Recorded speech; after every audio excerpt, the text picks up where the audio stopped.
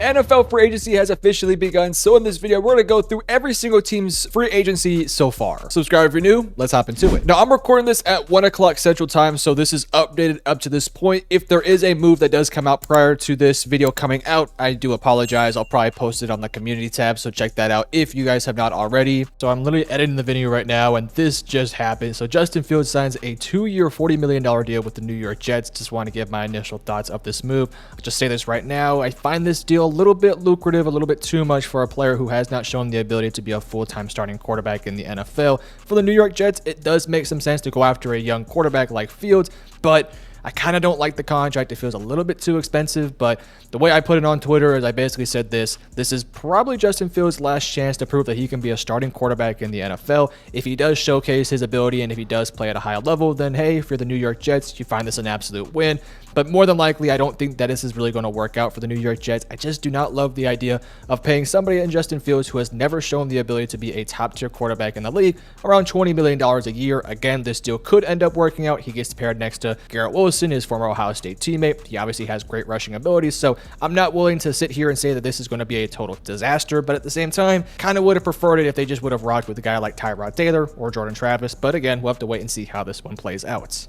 We're going to go through this team by team, just kind of looking at some of their biggest moves. Obviously, one of the biggest things that happened for the Buffalo Bills was bringing Josh Allen back on a 6-year deal worth $330 million, $250 million guaranteed. That does not even make him the highest paid quarterback in the NFL. I still believe that Dak Prescott holds that deal. This is an awesome contract that 2 years from now, we're going to look at this contract, and similar to how we look at Patrick Mahomes' contract, this is going to be a really worthwhile contract for the Buffalo Bills. This one makes a lot of sense. A long-term deal with their superstar quarterback who's not going to be going anywhere. I like this deal a lot. They also give an extension to Khalil Shakir worth up to $60.2 million over 4 years. Feels like maybe a little bit of an overpay, but at the same time, if you had to get the deal done, I don't necessarily disagree with getting it out of the way already. Same thing with Greg Rousseau. I feel like the contract is maybe a little bit more than what I would want to pay for Greg Rousseau, but again, if you want to get these guys long-term deals, you might as well hand it out right now and get it out the way. Same thing with Terrell Bernard, agreed to a 4-year extension worth $50 million. A little bit more expensive than what I would like to see, but at the same time, you got to get it done. So, and yet again, I am back. So the Buffalo Bills go ahead and sign Joshua Palmer to a 3-year, $36 million deal. This is probably going to be more of an outside wide receiver with good size, good length, who can win a little bit downfield, but also can do some things underneath. This does make a lot of sense. I'm assuming Amari Cooper's out the door, so I like this pickup for the Buffalo Bills. It's maybe a little bit of an overpay for Josh Palmer, but at the same time, you got to get a replacement for Amari Cooper, so I think this one does check out. I like what the Bills have been doing. Go ahead and getting these contracts taken care of now, so that way they don't have to worry about them in future years. The Dolphins have not done anything quite yet. Makes sense. They don't have any money. The Patriots have been pretty busy getting a couple key players to add to their roster. They brought back Austin Hooper. They brought in Morgan Moses, which I did not hear about this till now. Agreed to a 3-year, $24 million deal worth up to $28.5 million. I'm assuming that's with incentives, I'm assuming. Morgan Moses is a solid tackle who, when healthy, is a really solid fit for this Patriots team. This is a Patriots offensive line that just needs dudes who can play. So I like this move a lot for them. It's not that expensive either. Only $8 million a year, worth potentially up to $28.5 million over 3 years. I like this one. They brought in edge Harold Landry on a 3-year, $43.5 million deal. I wouldn't say Harold Landry's in the prime of his career, but he has familiarity with the system. He's worked with Mike Vrabel in the past. He can be a solid pass rusher next to what they already have. Again, I think it's a solid move. Bringing in linebacker Robert Spillane on a, I don't think it says it here, but I like this move a lot. Robert Spillane is a hell of a player, man. One of the best players in the NFL at his position. I think he's probably a top 10 linebacker. Patriots could have used an extra linebacking body, and they get a huge upgrade there with Robert Spillane, who could be a vocal leader on the defense. I like this move a lot. They also brought in cornerback Carlton Davis. This defense went from kind of soft and you know, not necessarily gritty to now this defense is looking really tough and almost disrespectful in some ways with Robert Spillane. I mean, Robert Spillane is physical. He's very vocal. I like the move. Carlton Davis agrees to a 3-year, $60 million deal. Probably my top cornerback available in this year's free agency, maybe outside of DJ Reed, but I love Carlton Davis. He's just so unbelievably solid at the position. And the Patriots already have Christian Gonzalez, and now they pair him up with Carlton Davis. Man, these are some good moves. They had money to spend, and so far I think they're spending it quite wisely. Jets re-signed Jamian Sherwood on a 3-year, $45 million deal. Athletic, young linebacker who is an absolute missile at the linebacker position, so I like that move for the New York Jets. Ravens bring back Ronnie Stanley. This was probably their biggest thing they had to get done this offseason. 3-year, $60 million deal is actually a really affordable contract for the Ravens, so So I like the move so far. I would like to see them potentially maybe bring back Patrick McCarry too, but we'll see if that's potentially a little bit too much for them. The Bengals, so many interesting things happening with this Bengals team. They just gave franchise tag to T. Higgins. We will see if he does play on that contract or if he's going to actually try to sit out to get a long-term deal done. Mike Gesicki resigns for a 3-year deal worth $25.5 million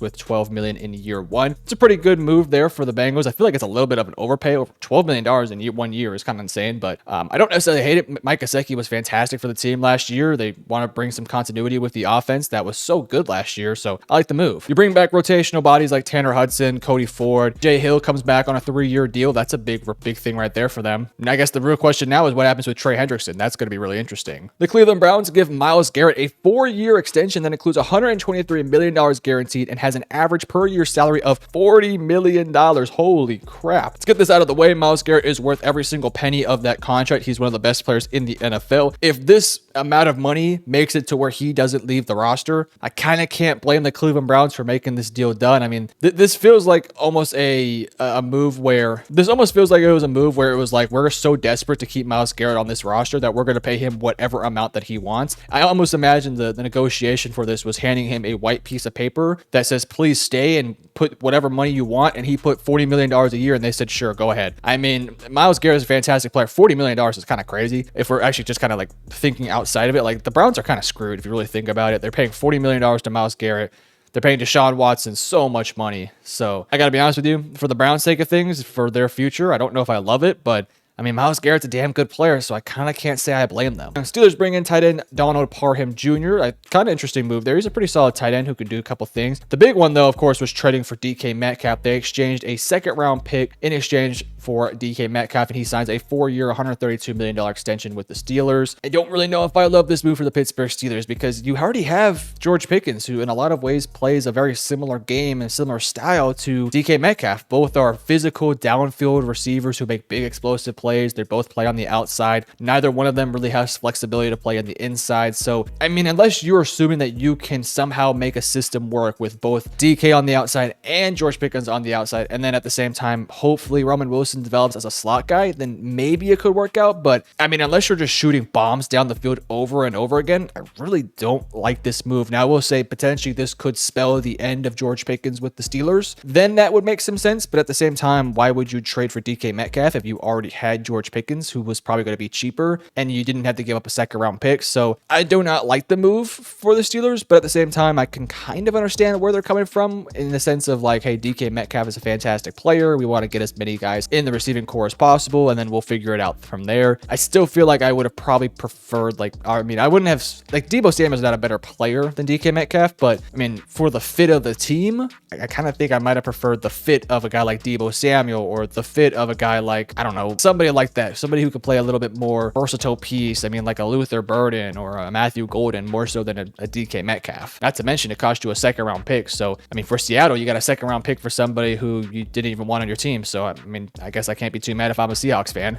And yet again, I am back. This time, the Steelers bring in cornerback Darius Slay to now be a part of their secondary next to Joey Porter Jr. I really like this pickup for the Pittsburgh Steelers. Yes, you're going for veteran guys like DK Metcalf and now Darius Slay, but these are guys who can instantly step in there and make a big impacts right away. Again, I don't love the DK Metcalf deal, but I do like the Darius Slay move a lot. He doesn't have to move too far away. It goes from Philadelphia and now goes back to Pittsburgh. I think this one makes a lot of sense. You get a cornerback next to Joey Porter Jr. for a couple years, so I like this move a lot. I will say I am interested to see how much they actually paid for him. Houston Texans have been quite busy re-signing a bunch of their players. Derek Barnett, Sheldon Rankins. They brought in Braxton Berrios on, I think, a 1-year, $2 million deal. Christian Kirk they brought in. I mean, this basically eliminates the fact the idea of them taking a receiver in the first round. I mean, Christian Kirk kind of fills in the role for Tank Dell while Tank Dell is coming back from the injury. And even when he does come back from injury, you're having a receiving core of Nico Collins on the outside. Christian Kirk is sort of a versatile piece, and then Tank Dell kind of being the same thing as Christian Kirk. So yeah, pretty solid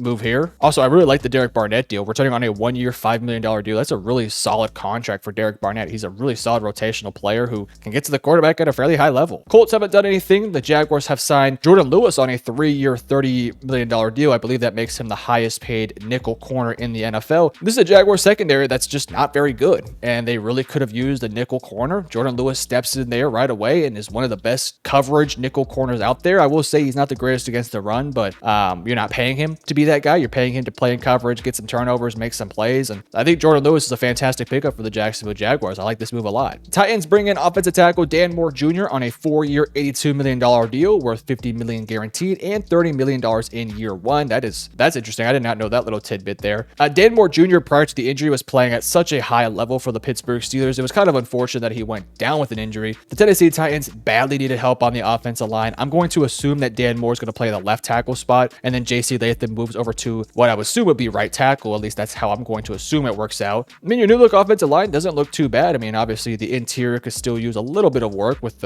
primarily the right guard position, but I mean, I feel like you feel pretty solid about your offensive line moving forward now that you have both your tackle spots worked out. You brought in a center last year. So yeah, I like this move a lot for the Tennessee Titans. The offensive line was so bad 2 years ago, and now you look at it and it's not great, but it's also not bad anymore. Denver Broncos re-signed Jarrett Stidham to be a backup quarterback. They also bring back Matt Part on a 2-year, $7 million deal. Hopefully I said that right. Kansas City Chiefs has been pretty aggressive so far this offseason, bringing back their guys. They bring in Elijah Mitchell on I don't know the deal here, but they bring back Hollywood Brown. They bring back Trey Smith. They bring back Nick Bolton and their punter. I'm going to assume that Justin Reed's probably out the door. They also brought in Jalen Moore, which I find to be interesting. It's a pretty big contract, 2 years, $30 million, like $21 million of it's guaranteed, I believe. Jalen Moore has never been a starter though. He's been a rotational offensive tackle who, when he's been on the field, has looked really solid, but he's never been a full-time starter. I think he's only gotten like 200 snaps, is like close to his highest he's ever gotten. So yeah, I mean, if I'm the Chiefs, paying a backup tackle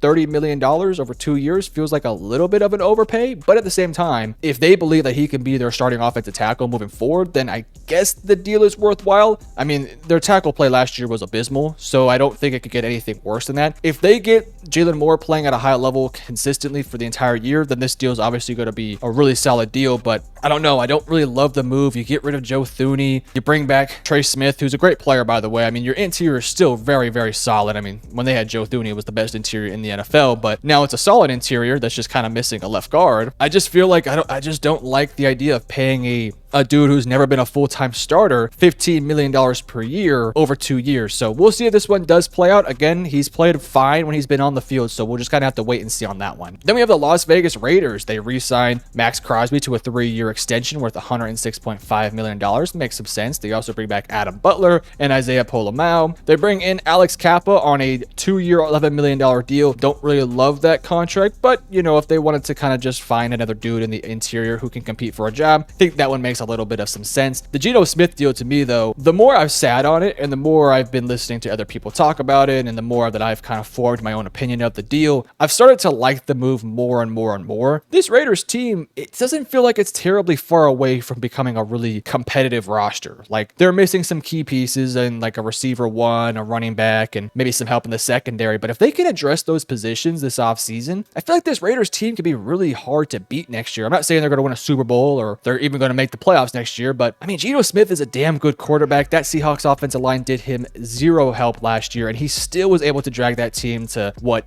8 or 9 wins. I mean, yes, he doesn't have DK Metcalf or Jackson Smith and Jigba or Tyler Lockett, which the Las Vegas Raiders are going to have to address this offseason. And if they can get him a dominant ground game, if they can build up the offensive line, and if they can give Geno Smith a go-to target, then I think this Raiders team can be damn good. I mean, Geno Smith is a heck of a quarterback, arguably like a top 12, 13, 14 quarterback in the NFL. I wouldn't necessarily say he's top 10. I think if you're putting him in your top 10, maybe you're, I don't want to say overrating him, but maybe you're undervaluing other quarterbacks in the top 10. That's just in my opinion. But Geno Smith is a heck of a quarterback. I mean, I would rather have Geno Smith than like 50% of other quarterbacks in the NFL. So for the Raiders to have a quarterback that's actually competent, I like the move. I will say Geno Smith is a little bit older, so I do think that they should look to find his future replacement. Maybe in this year's draft, maybe they, in their second round pick, they take like Jackson Dart or something. So we'll kind of have to keep an eye on that one. But yeah, I like this move a lot for the Raiders. I feel like they went from a really bad team to a team that's really developing quite nicely. The Chargers have been busy re-signing their own players. They bring back Khalil Mack, they bring back their punter, they bring back Elijah Molden. I like both these. Honestly, I like every single one of these deals. Khalil Mack on a 1-year, $18 million deal feels honestly like a really affordable contract for a guy who's a little bit older at this stage of his career. I honestly was projecting him to probably get paid a little bit more than this, but at $18 million, I have no complaints about this deal. I mean, you let go of Joey Bosa, so you want to have some level of continuity next to Tuli Tuipulotu, and you bring back Khalil Mack, who still at this age is so unbelievably good. So I like this move a lot for the LA Chargers. Elijah Molden, I also like this contract too. Versatile piece, can play safety, can play corner. 3 years, about $6 million a year, makes perfect sense. All right, we're on to the Cowboys. The Cowboys re-signed Osa Odigizua. This actually happened a few days ago. I like this move a lot. Osa is a fantastic interior defensive lineman. He's a solid disruptor, good against the run, good against the pass. $20 million a year, maybe a little bit more expensive than what I would like to pay if I'm the Cowboys, but you got to pay some money for really good players, so it checks out. CJ Goodwin, special teams guy. Marquise Bell, played linebacker last year, but has kind of flexed back out to safety. Can be a hybrid guy who can play multiple positions. Also solid on special teams, so I don't hate it. Giants bring back Tommy DeVito. They bring back Chris Manhertz. They bring back their long snapper and punter, but the big name here, Paulson Adebo. I don't know if the money has been reported quite yet, but I mean, the Giants needed help in their secondary. They needed a go-to CB1. Paulson Adebo potentially steps in there, plays alongside Deonte Banks, and I can't remember his name off the top of my head, but the young cornerback they took last year, and maybe the secondary can kind of turn around if Deonte Banks can take a step forward. So, I mean, the defensive line is solid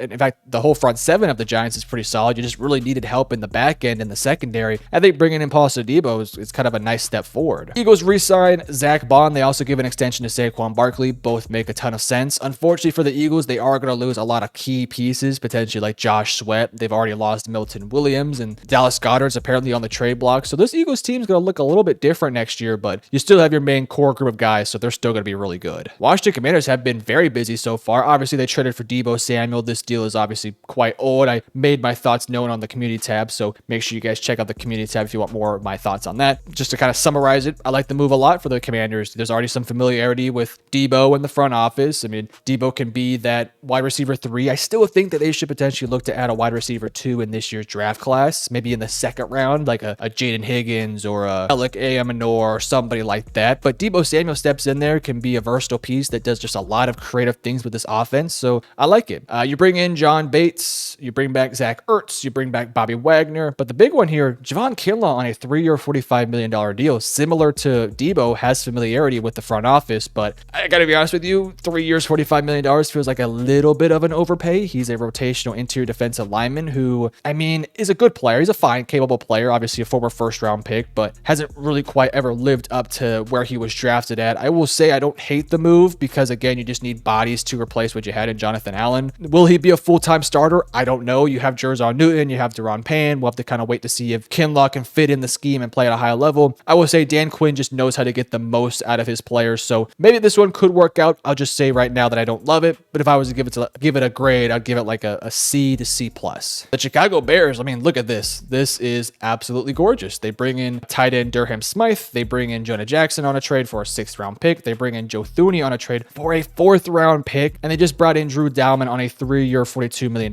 deal. They also brought back linebacker Amen, and you see that I'm not gonna read that. This offensive line looks really solid now in the interior. In fact, I would venture to say that this interior offensive line went from being probably the worst in the NFL to maybe one of the better interior offensive lines out there. Drew Dalman was, in my opinion, maybe the best or second best center out there in the free agency market. You bring him in on a 3-year, $42 million deal. I believe that makes him the second highest paid center in the NFL. Joe Thuney is a fantastic offensive guard, so unbelievably solid, and just, I mean, when he gets his hands on you, you're just not moving. Jonah Jackson has injury concerns, but when he is on the field, he's been really solid. And obviously he has familiarity with Ben Johnson. So I still believe that this team needs to probably figure out who's going to be their left tackle of the future, because I don't know if Braxton Jones is going to be the guy moving forward. But if he is, I feel like you feel pretty decent about it. So yeah, I mean, I like this move a lot. I mean, this offensive line went from horrible to actually somewhat good. Detroit Lions re-signed Marcus Davenport. They also signed Derek Barnes on a 3-year, $25.5 million extension.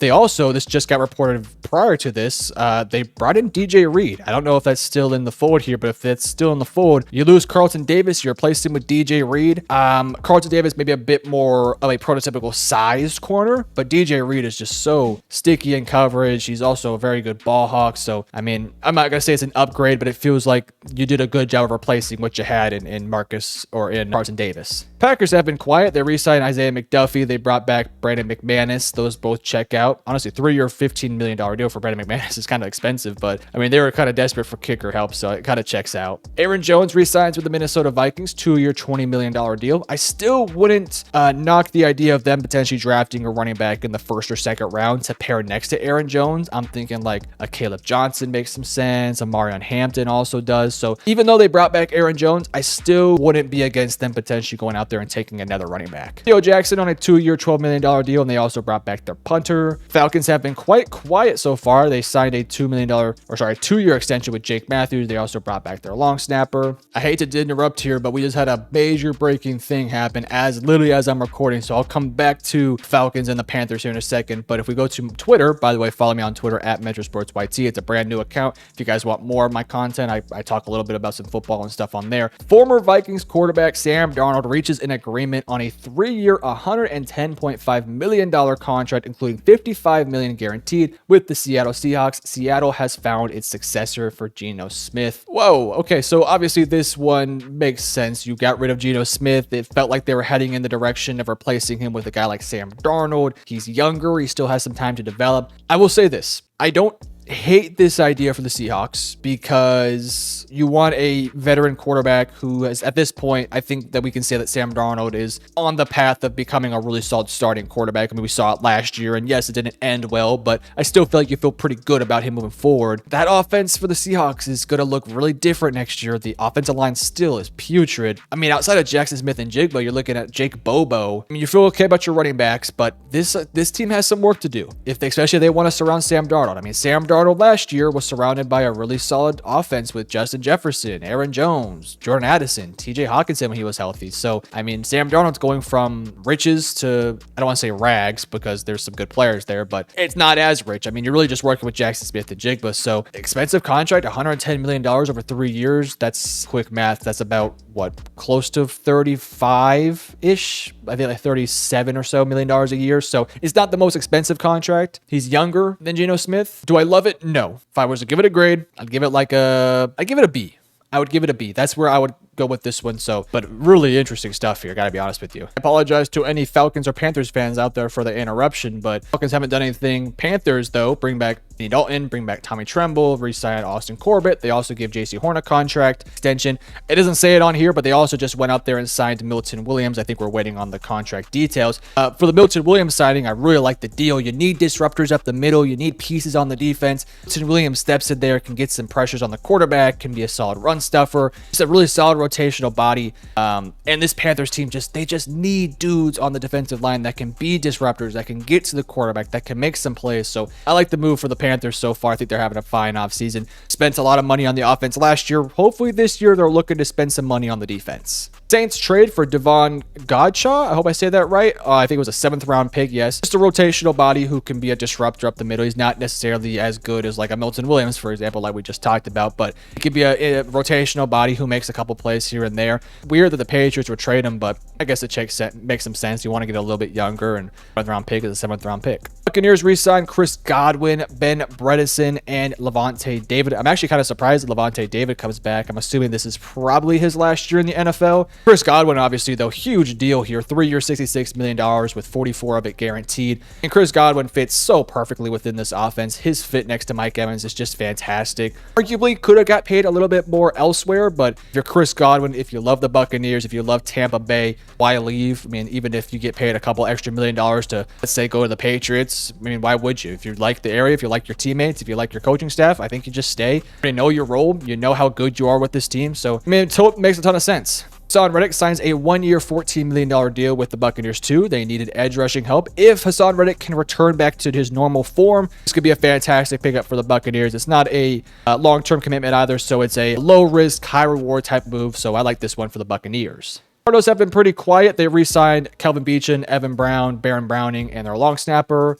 I was getting ready to move on to the LA Rams, but breaking news, Josh Sweat has just signed a 4-year deal with the Arizona Cardinals. Honestly, not a bad deal, not worth anything more than I think like $19 or so million a year. Arizona Cardinals needed some juice on the defensive line. They finally get a guy in Josh Sweat. I will say I don't think Josh Sweat is a complete game changer for this defense. I still think they need to make more moves, but it is definitely a start to head in the right direction. You pair him next to Ojulari, and of course, if Darius Robinson can develop, I do think this defensive line can take a big step forward. I still think interior needs some work, and I'm assuming they're going to do that probably in this year's draft. LA Rams have been quite the busy team. They bring back Jimmy G. They give an extension here to Matthew Stafford. They bring back Alaric Jackson. They bring back Tutu Atwell. Big name here, though. They brought in Devontae Adams on a 2-year, $46 million deal. Honestly, really affordable contract for the LA Rams. It was reported that Devontae wanted to go out or so to the West Coast and play alongside, or play with a team around the California area. So I guess those rumors were true. And for the sake of the LA Rams, offense is so much better when they have a true X wide receiver out there, and Devontae Adams steps in there. He's going to play a very similar role to what Odell Beckham did when they won their championship. Now you have Nakua, who can play on the outside, he can play on the inside, he can be your motion receiver. And this offense just got significantly more scary. If this team can find a CB1 in this draft class, I think this other Rams team very well could win a championship next year. So we're going to keep an eye on this Rams team, because I feel like Devontae Adams gets this offense over the hump that they've been kind of struggling with these past few years. Now you just need the defense to kind of follow through and get that true cornerback one. I think this team could look really nasty next year. 49ers have been awfully quiet. They bring Ben Barch on an extension. Seahawks also give 2 extensions to Jaron Reed, 3-year, $25 million deal. Kind of expensive, to be honest with you. I thought he was going to sign like a 1 or 2 year deal, but if you're the Seahawks, I mean, it makes a lot of sense. Jaron Reed's a fantastic player. They also bring back Ernest Jones, which was one of their top priorities. So that is what we have so far. I'm going to quickly check Twitter to make sure nothing has changed. By the way, Twitter has been down like all day, so it's been kind of frustrating, but yeah, Sam Darnold returns back with his former offensive coordinator. Cowboys re-signed long snapper. We talked about DJ Reed. So yes, Isaiah Rodgers also signs a contract with the Minnesota Vikings. That's pretty interesting, a rotational body back there. But I will be back in the future to make a part 2 to this. Once we get a few more signings down and out of the way, we'll talk in more extensive detail about all the big moves. But if you enjoyed, hit the like and subscribe button. Love you guys. Peace.